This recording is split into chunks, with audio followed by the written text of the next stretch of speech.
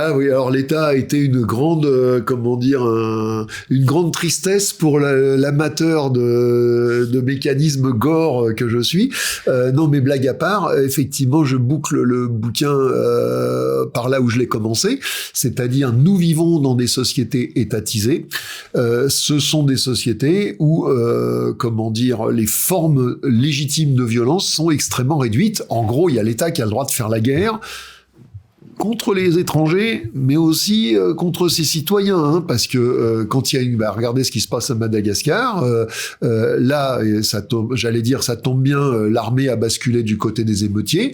Ça aurait pas été le cas, ils auraient tiré dans le tas. La guerre, c'est pas que contre les autres États, hein, voilà. Bon, c'est peut être aussi des guerres civiles, mais en tous les cas, l'État, il sait faire la guerre, et tout le reste. Qu'est-ce que c'est que l'État? C'est ce truc qui monopolise la force en disant, à partir de maintenant, c'est la force, c'est moi. Voilà, la force, c'est moi, et tout le reste, vous oubliez, vous n'avez plus le droit d'utiliser la violence. Vous n'avez plus le droit, pour régler vos comptes entre vous, donc fini toutes les formes de justice en dehors de l'État, les duels collectifs, les vendettas, les machins, vous oubliez tout ça. Et deux, vous avez plus le droit de vous servir de votre force pour attaquer les gens en dehors parce que vous avez envie de faire une petite razzia, une petite chasse aux têtes, un petit truc parce que ça fait longtemps que, voilà. Plus faire de chasse aux têtes, quoi. Voilà. Ça n'a pas toujours été fini tout de suite parce que des fois l'État colonial a dit aux gens, vous avez le droit de faire la chasse aux têtes, mais contre cela, puis contre cela, puis contre cela. Évidemment, il s'est servi de la chasse aux têtes à ses fins coloniales. Et puis à la fin, il leur dit, maintenant c'est fini, vous avez plus le droit.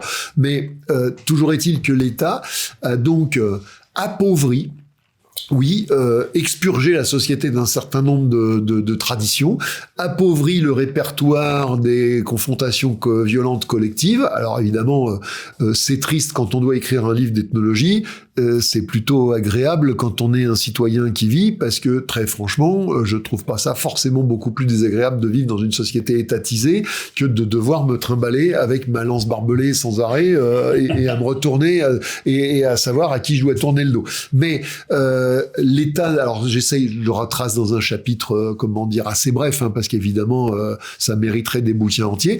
Ce qui est assez intéressant et amusant, c'est les échecs.